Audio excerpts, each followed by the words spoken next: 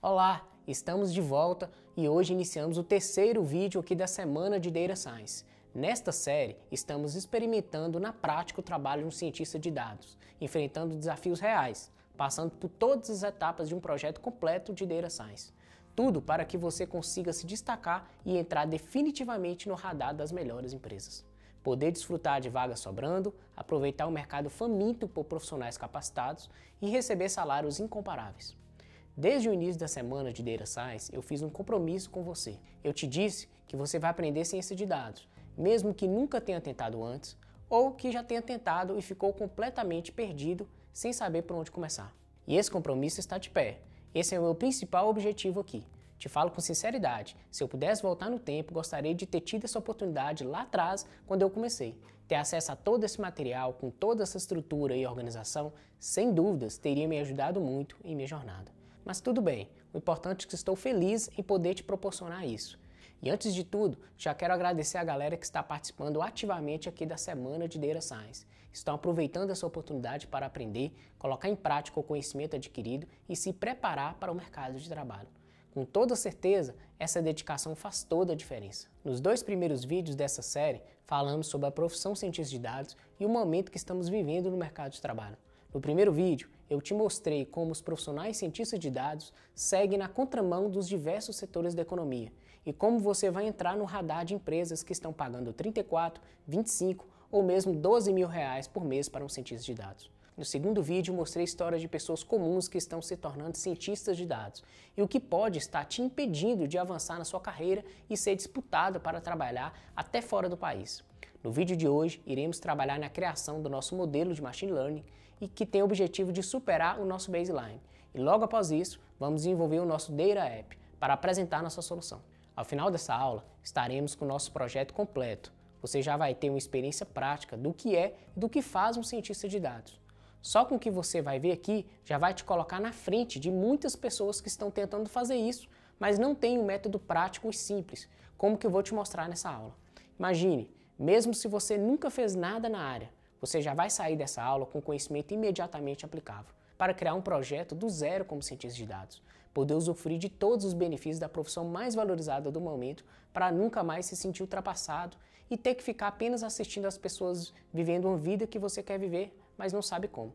Pelo contrário, você poderá aproveitar as grandes oportunidades do mercado com seus altos salários, auxílios e flexibilidade de horário. Ter a liberdade de trabalhar em casa, no conforto do seu lar ou até fora do país. E ainda ter a completa segurança de emprego independente de crise por dominar as habilidades mais procuradas pelo mercado de trabalho. Bom, chegou a hora de a gente dar o andamento em nosso projeto prático e trabalhar em uma das etapas mais interessantes, que é a construção do nosso modelo utilizando Machine Learning. Então agora que a gente chegou aqui na aula 3, a gente vai, peço que você suba o arquivo, né, como a gente fez nas aulas anteriores, o arquivo aqui do notebook, tá? Eu já subi aqui no meu Google Drive, então arquivo aqui aula 3, tá?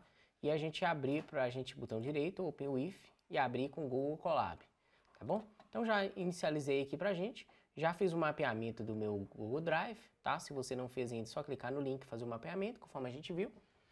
E agora eu vou importar as bibliotecas para a gente seguir e continuar de onde que a gente parou na aula passada, que foi na definição do baseline, e agora a gente vai atuar trabalhando o baseline e seguindo os algoritmos de Machine Learning. Então vou importar as bibliotecas novamente, carregar a base de dados, como a gente já viu, criação do Data Frame, adicionar nossa variável alvo, os códigos para a definição do nosso baseline, que a gente viu. Executando de forma mais rápida aqui, porque a gente já viu isso aqui tudo, então, recriando tudo em memória, a gente continuar.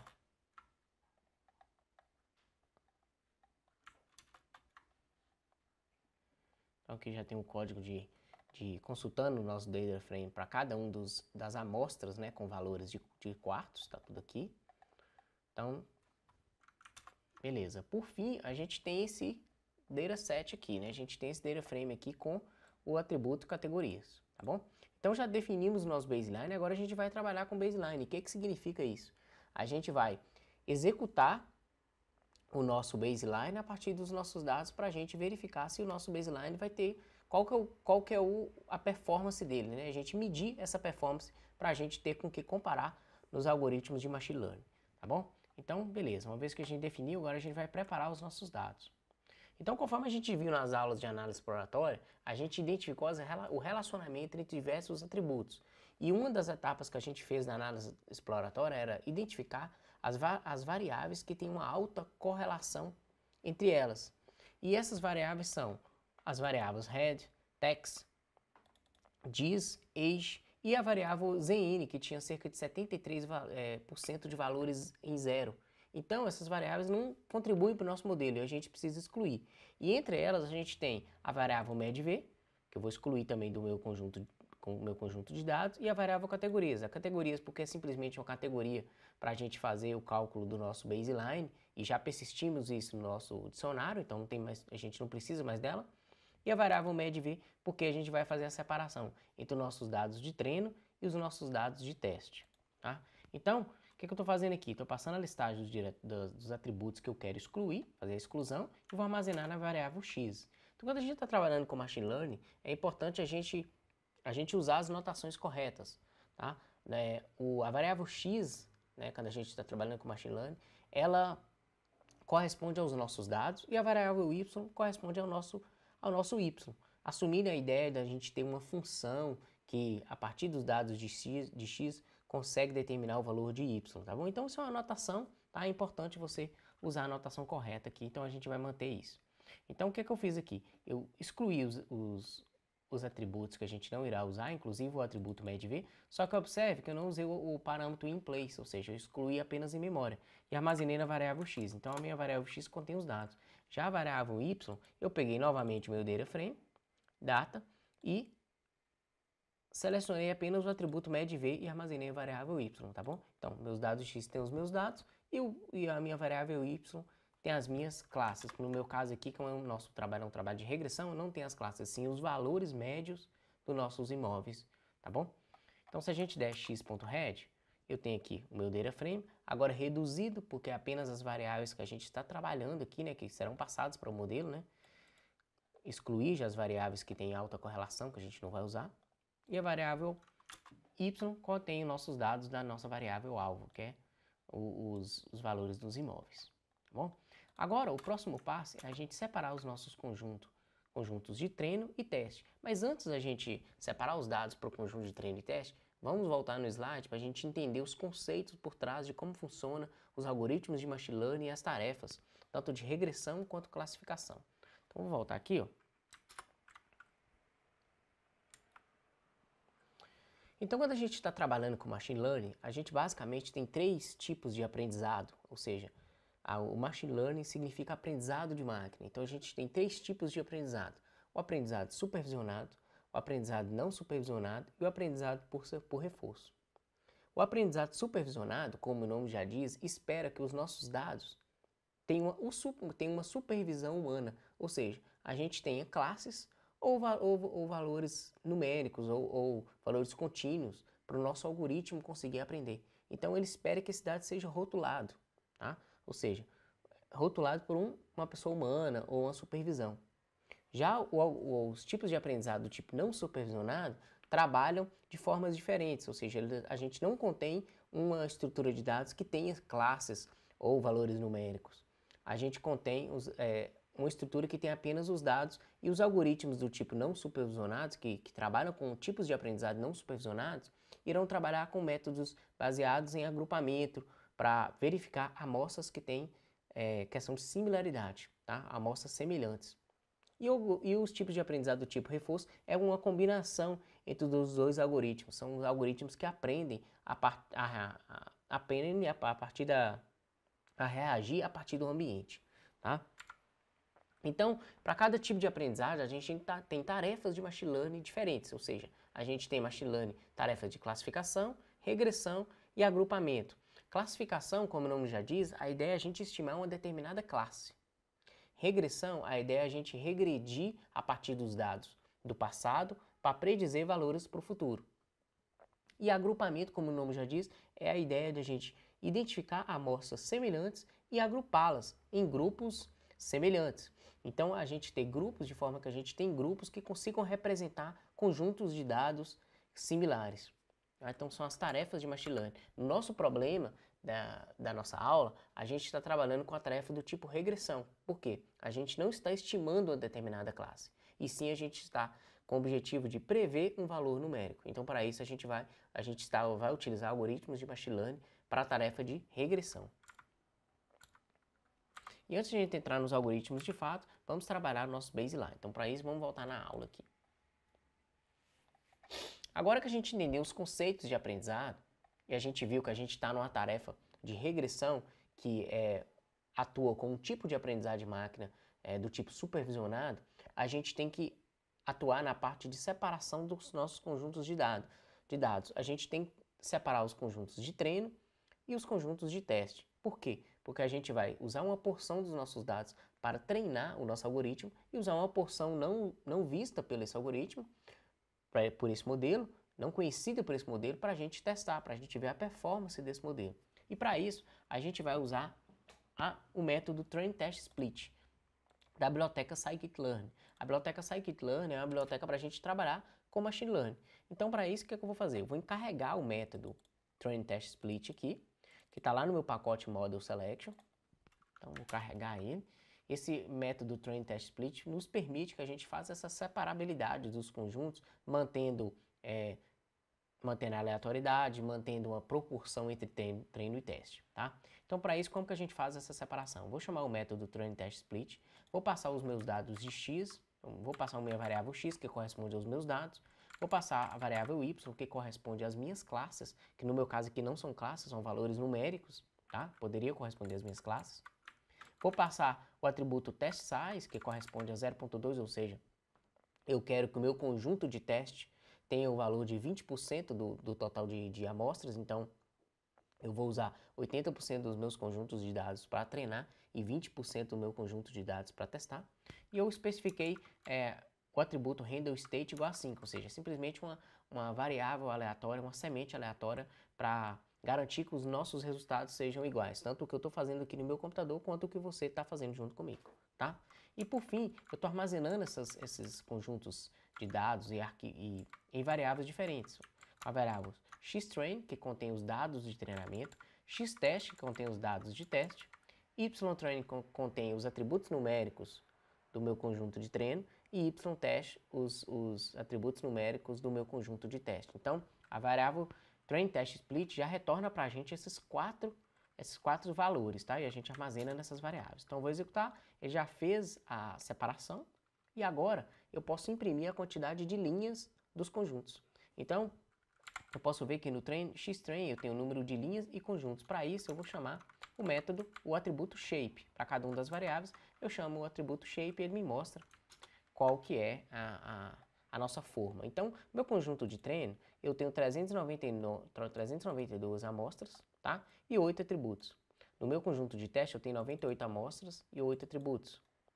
Meu conjunto nos meus valores de predição de treino, que seriam as minhas classes, mas no meu caso é o valor numérico, eu tenho 392 amostras, ou seja, são todos os valores médios dos imóveis, tá? Do meu conjunto de treinamento. E no meu conjunto de teste, eu tenho os valores também que eu vou usar para testar, que são 98 registros, correspondente aos dados de teste, ao meu conjunto dos dados de teste. Tá ok? Então já fiz toda essa separação. Então vou usar uma parte para treinar, outra parte para testar. Agora, que a gente já separou os dados, se eu fizer xtest, o meu conjunto de teste, tá lá, eu tenho já essa pequena porção de dados. Eu vou definir uma lista que eu chamei de predições, uma lista vazia, para a gente armazenar o retorno do nosso baseline. E para isso eu vou fazer o seguinte, para cada elemento do meu conjunto de teste, eu vou alimentar a minha lista de predição. Fazendo o quê? Consultando o meu baseline, tá? Então o que eu vou fazer? Eu entrei no meu xtest, eu vou fazer um for aqui no meu conjunto de teste. Como eu disse que nosso baseline é calculado a partir do número de quartos dos imóveis, então peguei o meu conjunto de teste, seriam os imóveis que eu quero testar, a performance do meu baseline. Vou iterar em cada um dos números de quartos, armazenei na variável n quartos, tá? E estou fazendo o seguinte, estou adicionando na minha lista de predições o retorna baseline, que é a nossa função que consulta o nosso data frame e retorna o baseline a partir do número de quartos, e armazena na minha lista de predições. Agora eu consegui imprimir as top 10 primeiras linhas da minha lista de predição, ou seja, são os valores que o meu baseline predizeu, né? Os valores que ele predizeu ao longo do conjunto de teste. Então, agora eu vou atribuir, ou seja, eu vou armazenar os valores da predição em um data frame, para a gente manter um log ao longo do projeto, ou seja, o resultado do baseline, depois o resultado dos demais algoritmos de machine learning para a gente conseguir a comparação. Isso é bom que nos permite a evolução, né, para a gente ver a evolução do nosso baseline e a comparação com os outros métodos. Então, para isso, eu vou criar um data frame vazio, chama df results. Vou armazenar o valor real do meu conjunto de teste, então eu peguei lá o ytest.values, armazenei o valor real para a gente comparar, tá? Armazenei aqui. Depois criei uma nova coluna chamada valor predito baseline e armazenei as predições. E agora eu consigo ver lado a lado o valor real e o valor previsto, né, a partir do meu baseline. Então, no meu conjunto, nessa amostra de índice 0, o valor real era 18.5, o meu baseline prediziu 20.13. O valor real era 12.7, o meu baseline preveu 20.13. O valor real era 34.9, né, do imóvel real era 34.9, e o valor do meu baseline prediziu 35.71.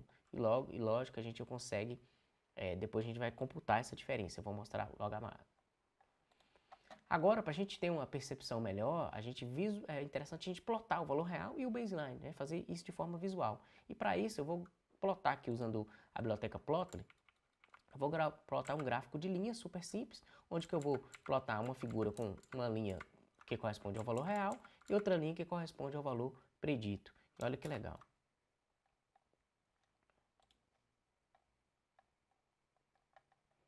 Olha lá. Meu gráfico de linha da seguinte forma: o valor real está em azul e o valor predito está em vermelho. Então observe que o nosso baseline ele se mantém aqui ao redor da média dos dados, né? E para algumas observações ele consegue até passar próximo, né?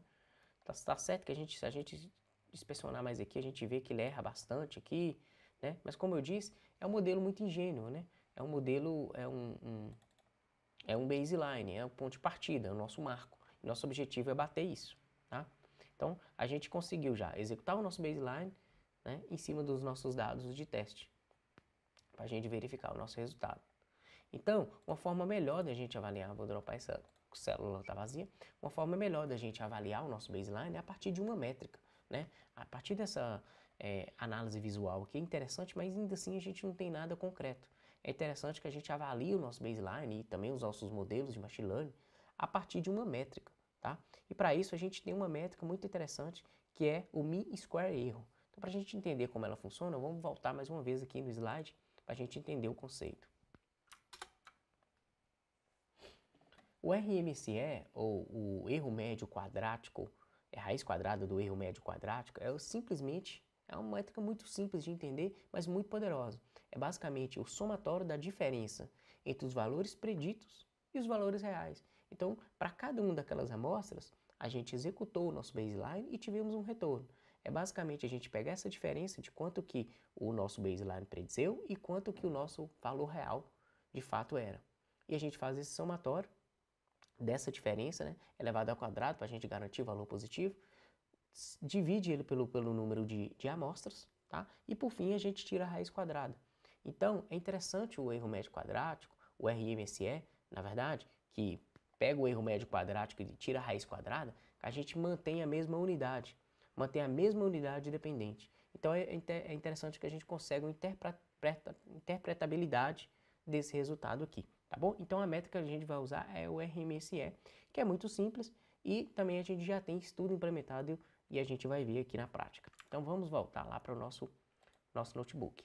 Então beleza, uma vez que a gente entendeu como funciona o RMSE, eu vou importar, né, o mean square erro, tá? A partir daqui da seção de métricas da scikit-learn, vou importar o método mean square erro e também vou importar a partir da função math do próprio Python, vou importar a função para a gente tirar a raiz quadrada a partir do erro médio quadrático. Importar as duas bibliotecas e agora o que eu faço?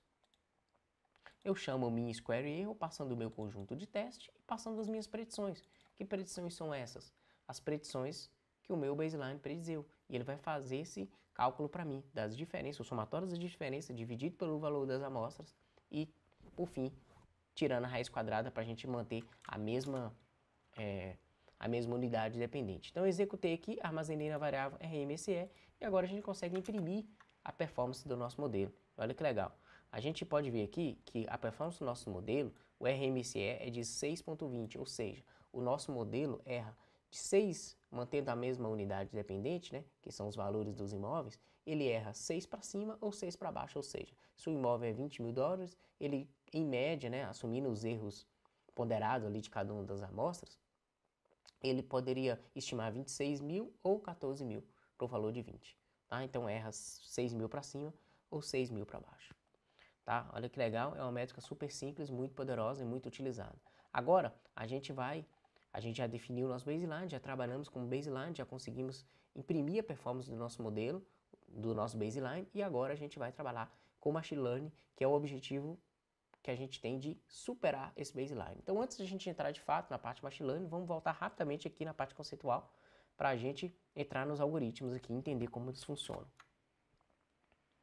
Então, o primeiro algoritmo que a gente verá aqui nessa aula é o algoritmo de regressão linear. A regressão linear é um algoritmo super simples que ele leva em consideração a possibilidade da gente ter uma autocorrelação entre as variáveis dependentes e a variável independente, ou seja, as variáveis que correspondem aos nossos dados e a variável alvo de fato. Então, quando a gente estava lá na análise exploratória, a gente verificou que a gente tinha uma alta correlação entre as variáveis RM, que é o número de quartos, e o valor do imóvel. Né? E também a gente identificou que a gente tinha uma alta correlação entre os atributos LSTAT e o valor de imóvel também, é uma correlação negativa. Tá? Então, a regressão linear assume essas considerações. E como que ela funciona? A regressão linear ela usa os dados de entrada para predizer as saídas. E ela trabalha simplesmente com dados numéricos. Então, basicamente, através da atualização de pesos, a ideia é que a gente minimiza os erros e a regressão linear consiga estimar uma reta que melhor se ajuste aos dados. Então, a gente tem que ter uma tendência linear. Se a gente tiver uma tendência linear nos nossos dados, exige uma alta probabilidade da regressão linear der bons resultados. Tá? Então, agora que a gente entendeu como funciona basicamente a regressão linear, é claro que não consigo entrar em detalhes dela aqui nessa aula, mas já é suficiente para a gente fazer os nossos testes. Então, como eu disse, ela assume uma autocorrelação entre os atributos, então se a gente tiver uma autocorrelação, é interessante a gente usar a regressão linear. É um modelo simples e eficiente, uma solução rápida e também robusta e muito utilizada. Então, para a gente utilizar a regressão linear, a gente vai importar a nossa classe Linear Regression. Então, para isso, eu vou utilizar a Scikit-learn no pacote Linear Model, tá bom? Então, eu chamei aqui a minha classe Linear Regression, vou importar a biblioteca, a minha classe, e agora eu vou criar o meu objeto do tipo Linear Regression, ou seja, eu vou instanciar o meu modelo, né? O meu objeto que irá criar o nosso modelo. Então, eu chamei o Linear Regression, eu vou chamar ele de LinModel, essa variável aqui, ok? Instanciei o meu modelo, e agora eu vou chamar o método fit, para poder treinar o meu modelo, executar o algoritmo e treinar o nosso modelo. Então, para isso, eu vou chamar o método fit e passar o meu conjunto de teste, o meu conjunto de treino, que é o xtrain, e os meus valores numéricos, né, dos meus valores dos imóveis, através da minha variável ytrain, tá bom? Então, treinei o meu modelo, ok? Já fez o treinamento. Observem que eu simplesmente instanciei a minha classe Linear Regression, mas eu não especifiquei nenhum atributo. Ou seja, eu não estou mudando parâmetros, a gente tem diversos parâmetros, eu não estou mudando os parâmetros. A gente vai trabalhar com os parâmetros na etapa de tuning. Eu vou mostrar para vocês. A ideia principal é a gente testar os algoritmos de Machine Learning utilizando as suas configurações padrões, tá bom? Então, já fiz o treinamento do meu algoritmo, né? Ou seja, já gerei o meu modelo e agora eu vou avaliar o meu modelo. E para isso, eu vou chamar o método predict, passando o meu conjunto de teste, né? Que são os dados que o meu modelo não conhece. Ele foi treinado com os conjuntos de treino. E agora eu vou passar o conjunto de teste. E vou armazenar na variável ypred. Ou seja, ele vai fazer a predição, já fez a predição para o meu conjunto de teste e armazenou na variável ypred. E se eu armazenei os retornos na variável ypred, eu posso agora calcular o RMSE, passando o meu conjunto de teste real, meu ytest, e passando o meu conjunto de teste, o meu conjunto predito, né, a partir do meu conjunto de teste, que está armazenada a variável YPrep. Vou calcular o RMSE e eu consigo imprimir a performance do meu modelo. Tá lá. A performance do meu modelo regressão linear ele foi melhor do que o meu baseline. Por que que ele é melhor? Porque ele me deu um valor de RMSE menor. E por que que o menor é melhor? Porque como a gente entendeu que o RMSE é um somatório entre as diferenças dos erros, ou seja, o somatório entre a diferença entre o valor real e o valor predito, quanto menor o valor do RMSE, melhor é a nossa performance, melhor o nosso modelo, ou seja, significa que ele errou menos. Então, voltando aqui, ó, o RMSE do nosso modelo baseline é 6,20. O RMSE do nosso modelo utilizando a regressão linear, né, nosso modelo de machine learning, é 4,46. Então tivemos uma redução aqui do RMSE, logo o nosso modelo performou melhor que o nosso baseline. E para a gente seguir, o que eu vou fazer? Eu vou fazer o predict também do meu conjunto de teste, mais uma vez, e vou armazenar no meu DataFrame DF Results. Né? Agora eu vou criar um atributo chamado valor predito regressão linear, para a gente manter esse log, né? Conseguir comparar o valor do baseline, o valor da regressão linear. Se eu chamar o DF Results, agora eu tenho o meu valor real, eu tenho o meu valor predito pelo meu baseline e eu tenho o valor predito pela regressão linear. Então observe que a regressão linear ela tem um resultado bem melhor do que o baseline. Né? Primeira amostra aqui 18.5, ela previu 18.45.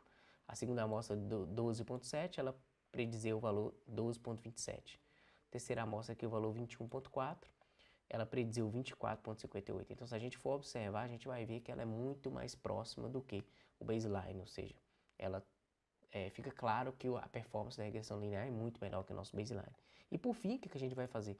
Plotar o nosso mesmo gráfico agora com 3 linhas, o valor real, eu quero ver a linha do valor real, o baseline e a regressão linear.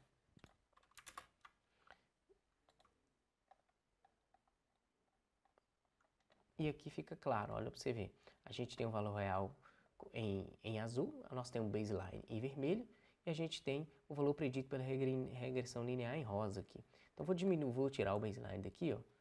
A gente pode observar que a regressão linear ela fica muito mais próxima do valor real do que se a gente comparar o valor real e o baseline. Vou tirar aqui, tá? Ela consegue se aproximar muito mais, fica claro, ó. Olha que legal. Alguns pontos aqui ela erra também, ela se perde aqui em alguns pontos, mas comparado ao baseline ela é bem superior. Isso é interessante, né? Agora, para a gente testar mais um algoritmo, a gente vai utilizar um algoritmo que não segue uma tendência linear, um algoritmo não linear que é a nossa árvore de decisão. Para a gente entender como a árvore de decisão funciona, vamos voltar no nosso slide aqui para a gente passar pelos conceitos. A regressão linear é um algoritmo do tipo supervisionado, ou seja, ele espera uma classe, né, ou espera um valor numérico, ou seja, ela espera que a gente faça um treinamento, né, utilizando uma supervisão. Pode ser utilizado em tarefas de classificação ou regressão. E basicamente a ideia da árvore de decisão é, a partir de regras de indução, é que a gente consiga criar, que o nosso modelo consiga representar os dados a partir de uma árvore inversa. Né?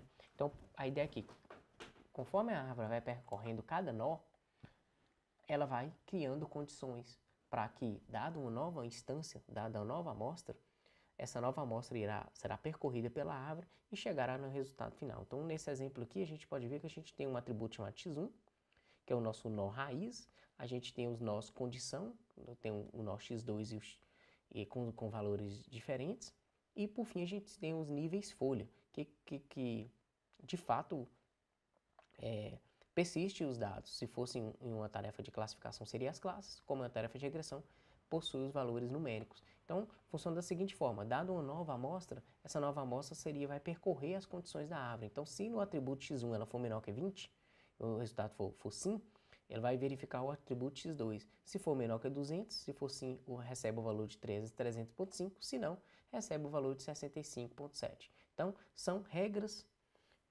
condições baseadas em regras até chegar no valor final. E o interessante da árvore de decisão é que é um algoritmo super simples, de fácil interpretação e de fácil entendimento. Tá? Então, basicamente, a gente tem essas vantagens com a árvore de decisão. São o fácil entendimento, ela viabiliza mais fácil a exploração dos dados e lida bem com dados não lineares, já que a gente não espera nenhuma tendência aqui, né? Simplesmente o algoritmo vai, a partir dos dados, vai criar uma árvore com as condições e a partir de uma nova observação, uma nova amostra, essas condições serão verificadas para tomar decisão. Então, agora que a gente entendeu o conceito da árvore de decisão, vamos voltar para cá e executar nosso modelo. Então, para isso, eu vou importar agora outra classe. Vou importar a Decision Tree Regressor, que é a minha classe para implementar o algoritmo de árvore de decisão para fazer a tarefa de regressão, tá? Então, essa classe Decision Tree Regressor, ela está lá no pacote Tree da Scikit-learn. Então, vou importar ela aqui, mais uma vez, de forma... Você pode observar que toda a parte de instanciação de objetos, toda a parte de execução de treinamento, usa os mesmos métodos, então é praticamente a mesma coisa. Então, o que eu estou fazendo aqui? Vou instanciar o meu objeto Decision Tree Regression, vou armazenei na variável regressor, vou treinar o meu algoritmo com o método fit, passando os meus dados de treino, e agora eu vou executar o predict, da mesma forma que eu fiz na regressão linear, e vou armazenar na variável ypred. Então, já executei o predict, ou seja, passei os meus conjuntos de teste para fazer a predição, e agora eu vou armazenar os resultados no df results. Se a gente verificar, agora eu tenho lá o atributo valor predito árvore, né? Com os valores que a árvore prediziu para cada um das amostras. E para a gente visualizar de forma visual, eu vou renderizar o gráfico também, agora com uma linha a mais do meu gráfico, que é o resultado da minha árvore de decisão. Então vou tirar aqui o baseline, vou tirar a regressão linear, eu quero comparar o valor real e a minha árvore de decisão. O valor real está em azul, a árvore de decisão está em roxo. Então observe que a árvore de decisão, ela também, eu acredito que ela tem um resultado bem melhor que o baseline, só que ainda assim ela erra bastante. Se a gente inspecionar aqui, ó, ela também, em alguns pontos, ela passa um pouco longe aqui, né, do valor real, como exemplo aqui, ó. Ela não consegue fitar tão bem também.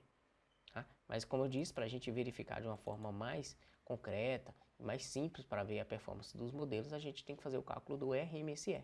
Né?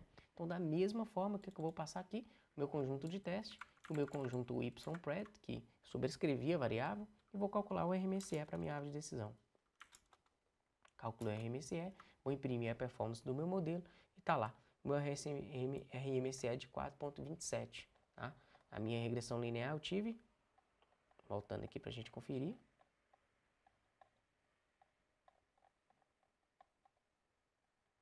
4,46, ou seja, a minha árvore ainda teve um resultado melhor do que a regressão linear. Olha que legal, né? Eu consegui reduzir ainda mais o meu RMSE. Isso é muito legal. Então, a partir de um algoritmo não linear, ou seja, a árvore conseguiu representar melhor os dados do que a regressão linear. Consegui alguns pontos aí baixar esse RMSE. E pode ter diversas razões para isso. A árvore, como ponto negativo, ela tem a facilidade de sofrer com overfitting, ou seja, sobreajustar aos dados de treino e ter uma pior performance nos dados de teste. Só que isso é uma questão que você deve avaliar em outro cenário, você vai avaliar uma análise mais avançada, tá? Que não cabe aqui nessa aula nesse momento, mas são um ponto que deve ser investigado também, mas de qualquer forma a gente já ganhou 2 pontos aqui, nosso RMSE, né, de 4,40 para 4,27, muito legal, a gente conseguiu melhorar ainda mais o resultado da regressão linear que já tinha batido no nosso baseline, isso é legal. E por fim, a gente vai conhecer o último algoritmo, que é o Randall Forest, que na verdade é um método do tipo ensemble, ou seja, é como se fosse, funciona da seguinte forma, ele é a união de resultados de diversos algoritmos, mas não de algoritmos aleatórios, e sim de diversas árvores de decisão. Então, para ficar claro, vamos voltar aqui no nosso conceito, nosso slide, para a gente entender como funciona o Randall Forest. Então, o Randall Forest também é um algoritmo do tipo supervisionado, pode ser utilizado em tarefas tanto de classificação quanto regressão, e basicamente a ideia é o seguinte, é que através de uma técnica aleatória, a gente crie diversas árvores de decisão e use o resultado dessas árvores, o resultado de predição dessas árvores de forma combinada. Tá? Então, o primeiro passo do Random Forest é a criação do nosso Bootstrap Dataset.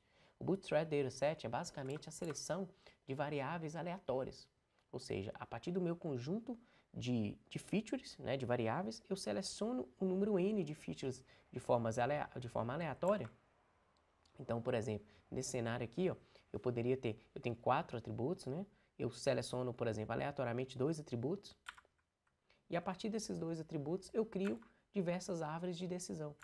Então, para uma árvore de decisão, eu vou ter um resultado. Já outra árvore, também gerada de forma aleatória, eu tenho outro resultado.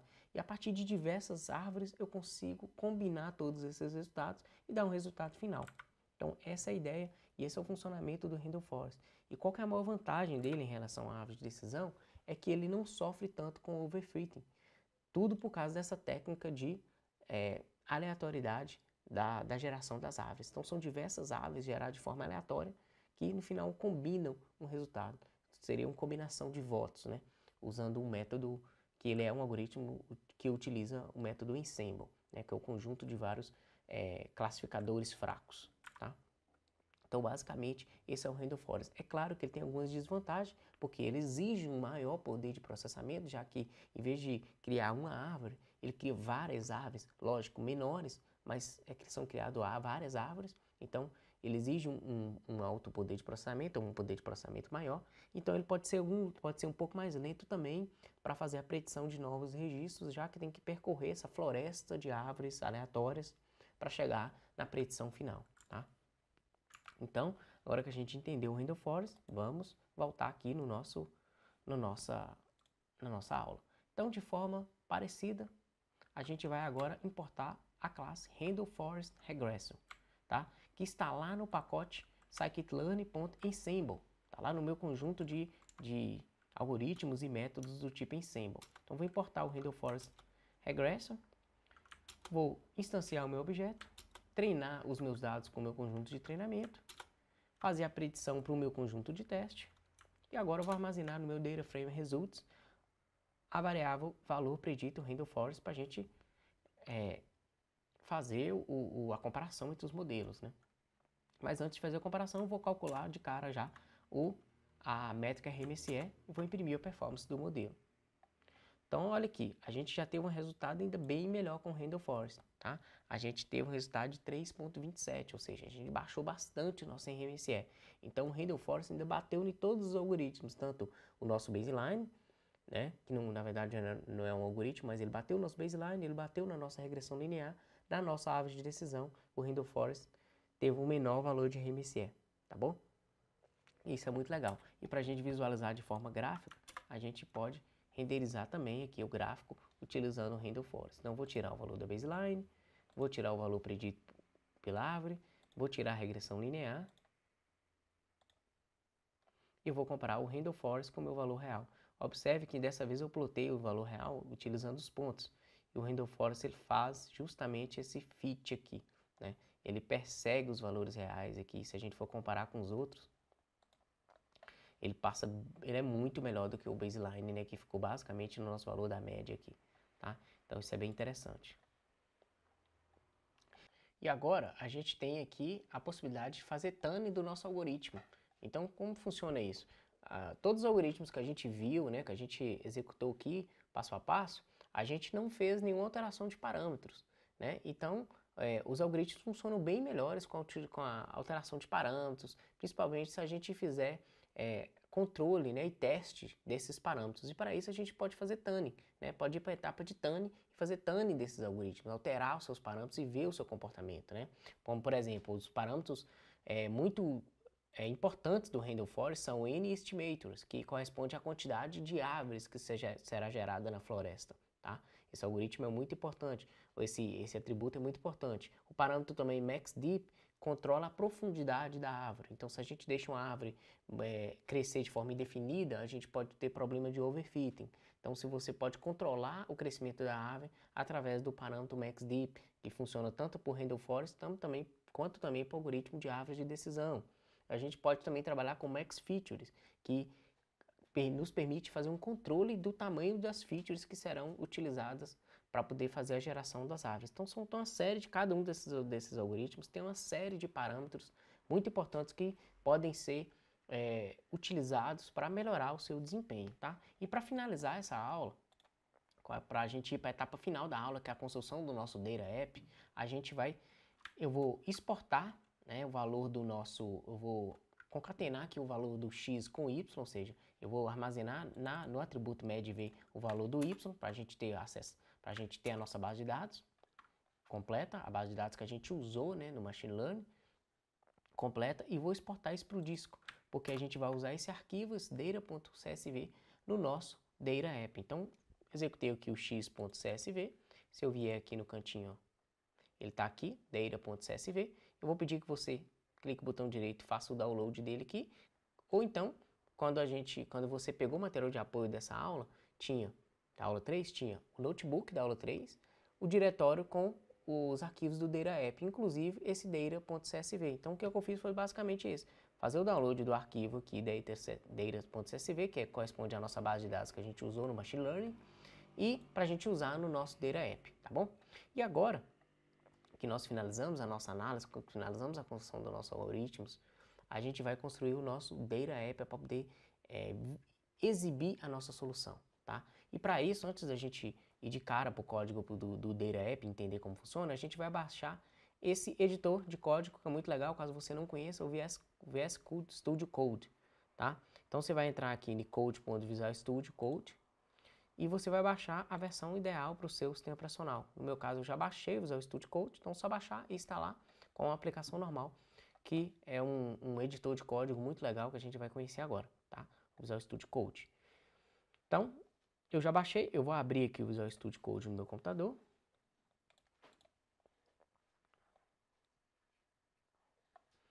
Ok, ele vem para essa página de Welcome aqui. Eu vou fazer o seguinte, eu vou abrir um diretório. E eu vou pedir para você abrir o diretório Data App, que foi o diretório que você baixou junto do material de apoio dessa aula. Então, o diretório onde está a aula 3 e também tem um diretório chamado Data App. Você vai selecionar esse diretório Data App e clicar em Open. E a gente estará abrindo esse diretório aqui no Visual Studio Code, que ele já nos dá essa estrutura. Então, a gente tem aqui o script app.py, um script Python. A gente tem o data.csv, que é a nossa base de dados que a gente exportou previamente, né? Eu já exportei isso aqui para vocês, tá? Que está abaixo aqui do diretório model, tá? E agora, se a gente clicar aqui, ó, ele já me mostra aqui, já me dá uma prévia dos dados aqui, tá? Bem legal. Vou fechar aqui. E agora eu posso clicar aqui no app.py, que é o meu script, né? Que é o meu script do meu Data App, tá? Mas antes da gente entrar em detalhes no código aqui, você vai fazer o seguinte, a gente vai clicar no menu aqui, Terminal, depois New Terminal, para a gente criar um novo terminal. Então ele vai inicializar um terminal aqui no computador. Vou apertar, vou digitar clean, para limpar o meu terminal. Limpei, e agora a gente vai fazer o seguinte, a gente vai instalar a biblioteca Streamlit.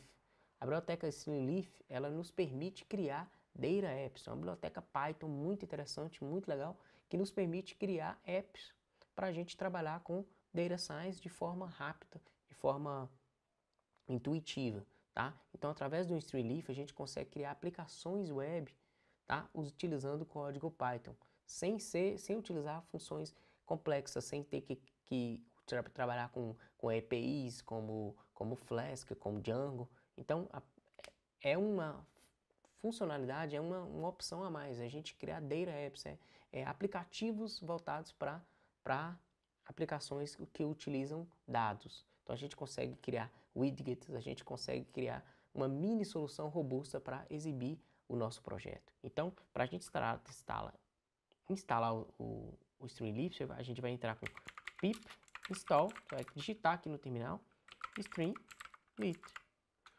tá? Pip install Streamlit e executar Enter. Ele vai fazer o download, vai coletar e baixar o Streamlit aqui para o nosso ambiente, tá bom? Então, só esperar um pouquinho, ele vai executar aqui.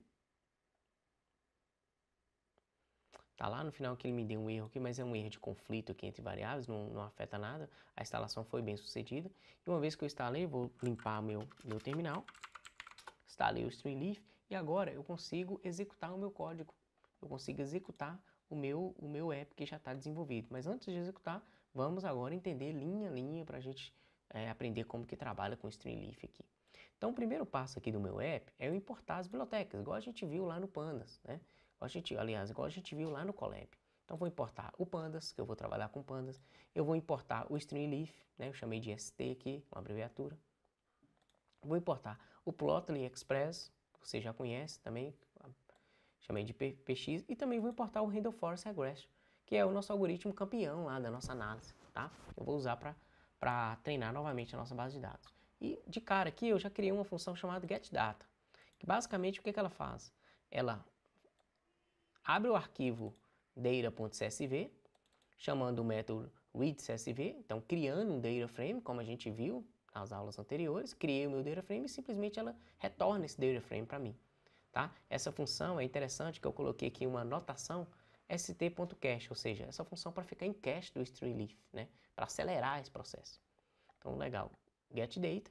Depois eu criei uma função chamada trainModel, que é para treinar o nosso modelo, para a gente fazer a consulta ao nosso modelo através do app. Então, o que eu faço? Eu chamo a função getData para poder retornar para a gente o nosso data frame. Eu faço a separação dos dados de x e y, ou seja, x com os dados e y com a classe, como a gente viu. Eu instancio o Random Forest Regression passando alguns parâmetros. Depois eu chamo o método fit treinando o meu modelo. No final, essa função retorna o meu classificador, o meu algoritmo, tá bom?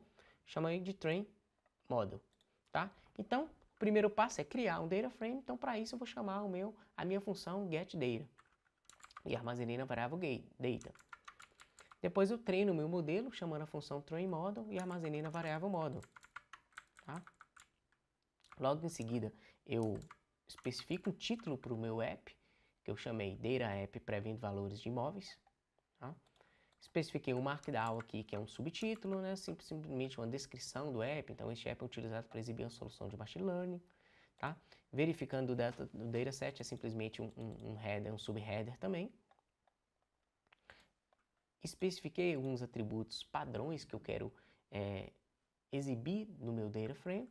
Eu chamei de default colors. Então, especifiquei que eu quero exibir o atributo RM, o atributo ptRation, o atributo lstat, o medv. E logo em seguida, eu exibo um widget na tela. Então, chamei st, que é o Streamlit, chamei multiselect. Esse widget me permite que eu selecione vários valores. Tá? Então, chamei aqui o título dele de atributos, passei o data.columns.toList, ou seja, peguei a minha lista de features, a lista de colunas do meu data frame e criei uma lista.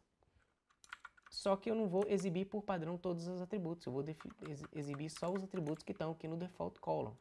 Tá? Logo em seguida, eu exibo os top 10 registros do meu data frame. Então, eu vou chamar st.dataframe. Então, eu consigo renderizar um data frame pandas no meu Streamlit, que legal. Só que agora eu chamo o data, que é o meu data frame, e especifico as minhas colunas. Só as colunas que eu quero visualizar. Com head igual a 10, então os top 10 registros. Logo em seguida, eu executo um subheader de novo. Depois eu faço uma distribuição de imóveis. Só um texto falando que vai vir a distribuição de imóveis por preço. Defino a faixa de valores. Agora, mais uma vez, eu tenho um widget agora do tipo slider, que me permite selecionar de forma dinâmica uma faixa de preços. Essa faixa de preço iniciando o valor mínimo do medv, que é a minha variável de imóveis, e até o valor 150, tá? Com os valores padrão de 10 a 100, então é a faixa padrão. Logo em seguida, eu pego e faço uma consulta ao meu data frame, né? Pegando o atributo medv, os valores que estão entre a faixa de valores, o valor mínimo da faixa de valores, até o valor máximo da faixa de valores. Então, o valor com índice 0 e o valor do índice 1. Por fim, eu armazeno a variável dados. Logo em seguida, eu faço o plot desses dados que eu filtrei. Então, a gente tem uma filtragem dinâmica. Conforme eu vou alterando o meu widget, eu consigo ir alterando o meu plot. Olha que legal, tá?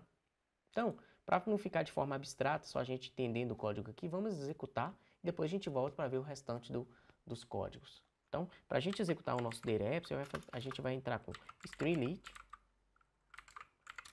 run, app.py.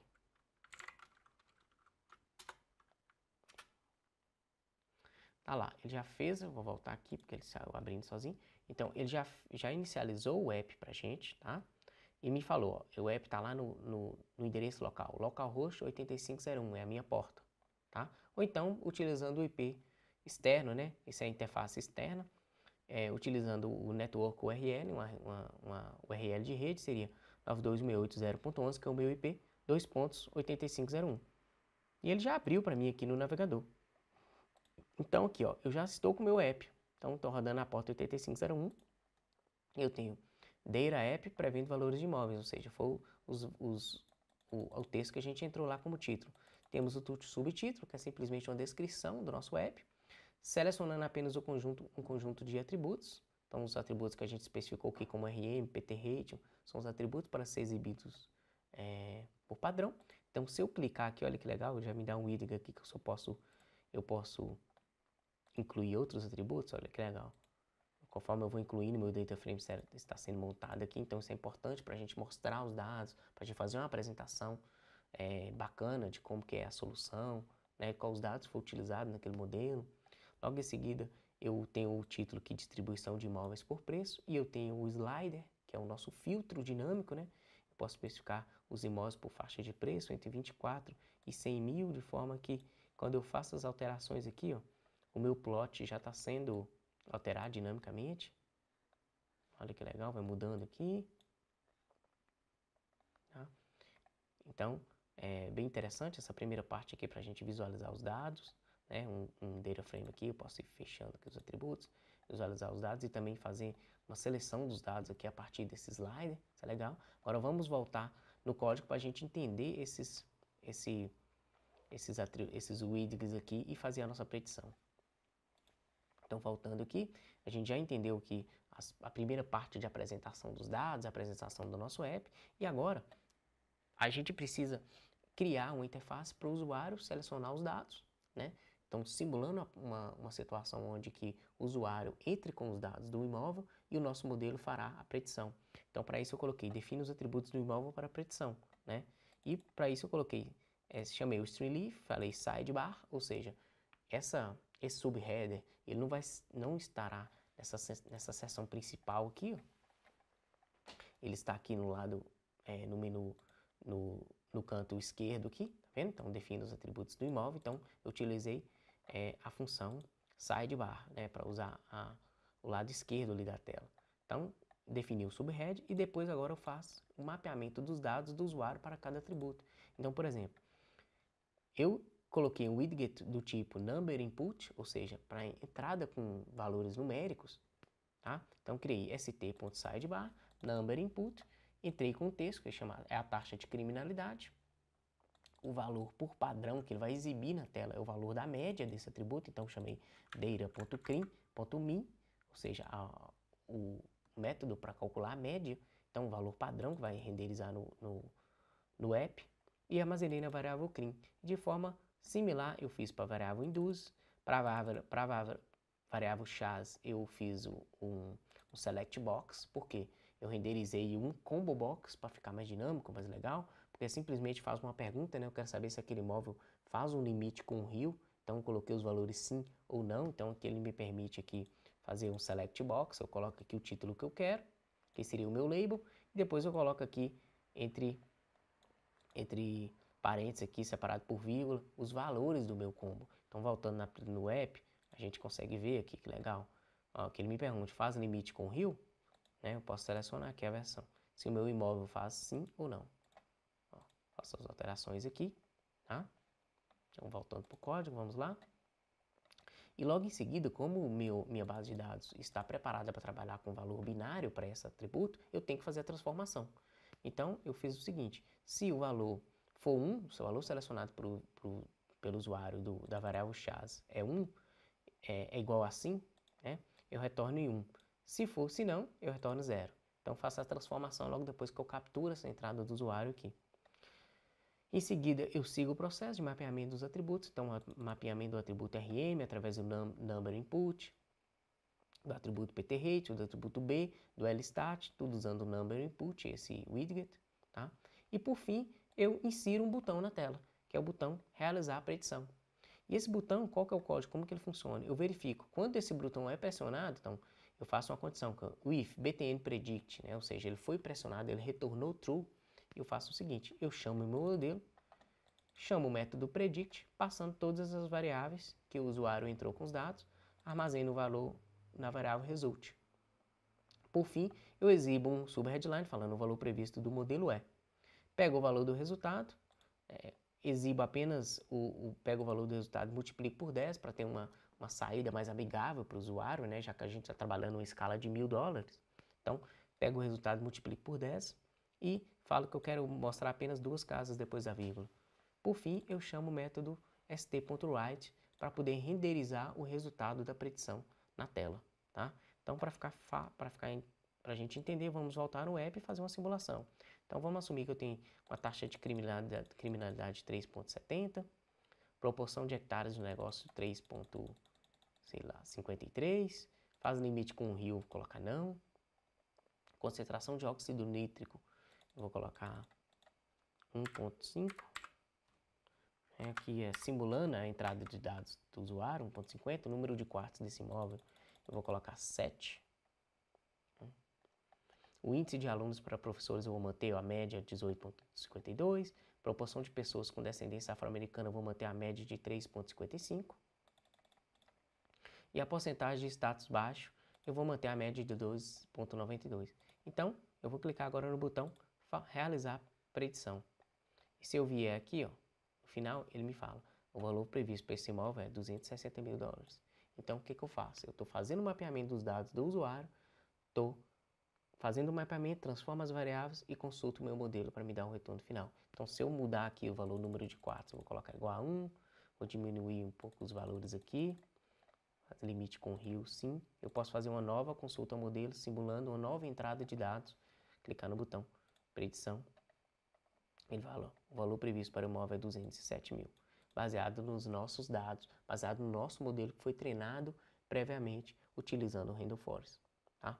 Então, esse é o nosso app, passando por todas as etapas, desde a etapa passo a passo de um projeto de Data Science, começamos na limpeza, transformação, passamos por todas as análises exploratórias, trabalhamos e definimos um baseline, exemplificamos passo a passo aqui a utilização de 3 algoritmos de Machine Learning e finalizamos com a construção do nosso Data App.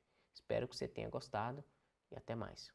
Agora que chegamos nesse ponto, você deve estar super empolgado e orgulhoso com o que acabou de desenvolver, certo? Desenvolvemos um projeto real, do absoluto zero, passando por todas as etapas e por fim entregamos uma solução completa.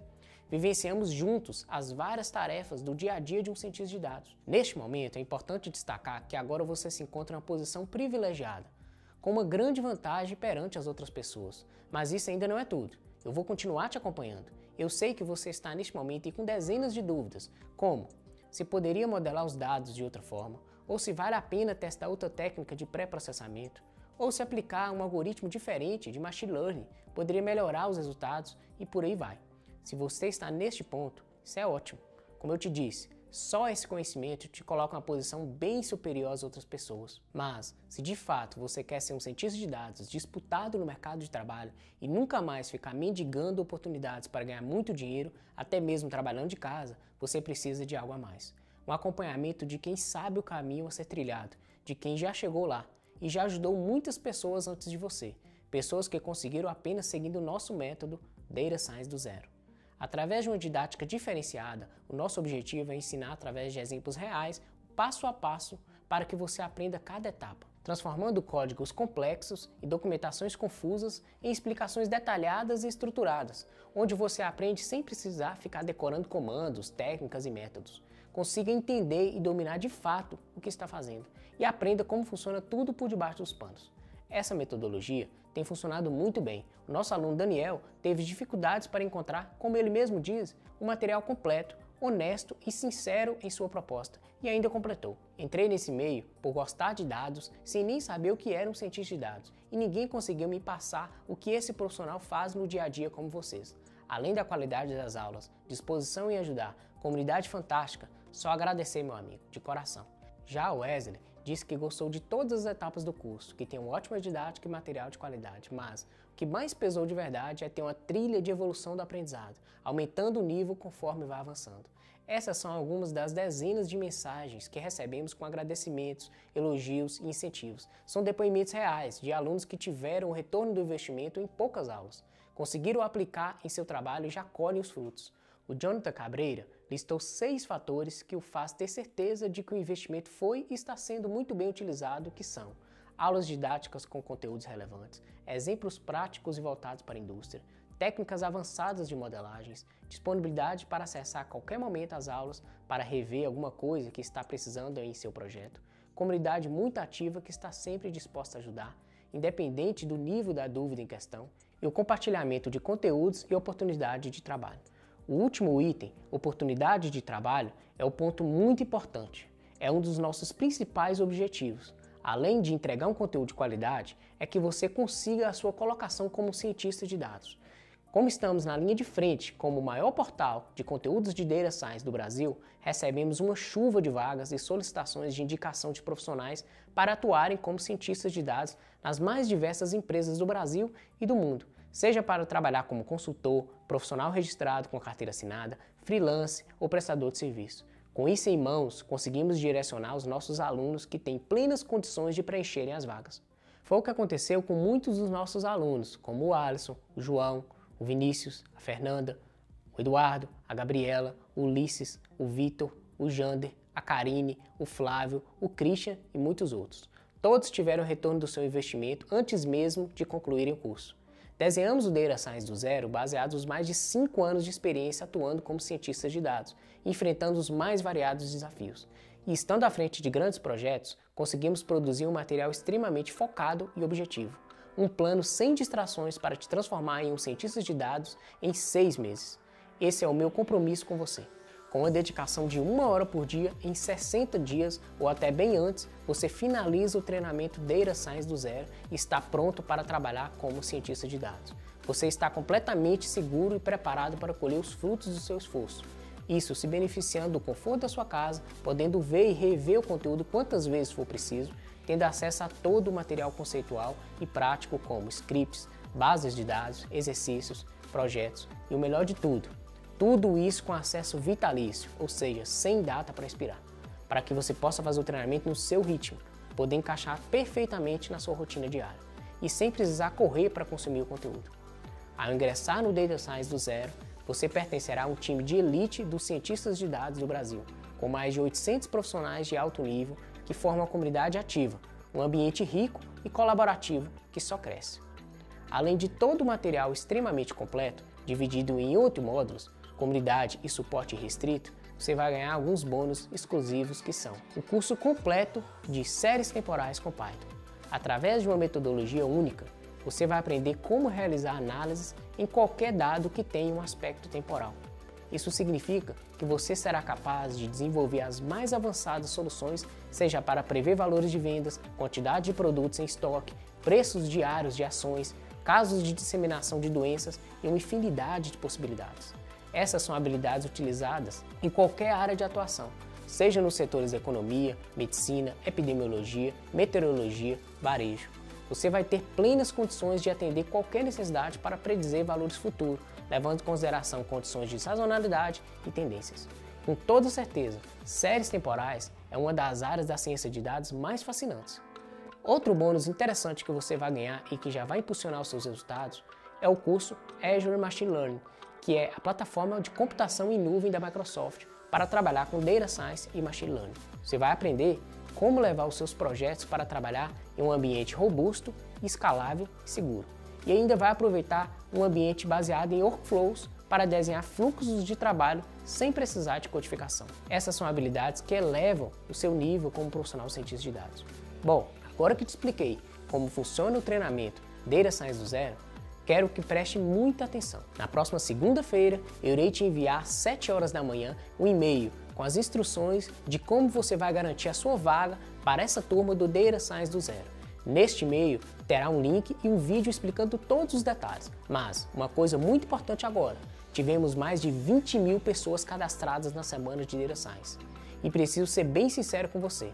não temos a menor condição de atender nem a metade disso. Então, você tem que ser rápido, ficar atento para garantir a sua vaga nessa turma o quanto antes, já que podemos fechar a qualquer momento devido à alta procura. As turmas para o treinamento são fechadas e abrimos em períodos específicos. Essa é a maneira que encontramos de manter um acompanhamento mais de perto e prestar um suporte de qualidade aos alunos. Mais uma vez, eu reforço, para que você não fique de fora, é muito importante que você fique atento à sua caixa de mensagens, pois será através dos e-mails toda a nossa comunicação. Chegamos na reta final da nossa série. No vídeo de hoje, aprendemos como utilizar um algoritmo de Machine Learning, desenvolvemos e publicamos um Data App para disponibilizar a nossa solução, você conheceu o treinamento Data Science do zero e o que você tem que fazer para ingressar nessa turma e se tornar um cientista de dados. Agora, eu peço que você deixe seu comentário em nossa comunidade, que eu e a minha equipe estaremos por lá respondendo todos. Vou ficar por aqui e logo mais, na próxima segunda-feira, estaremos juntos novamente. Um forte abraço e até breve.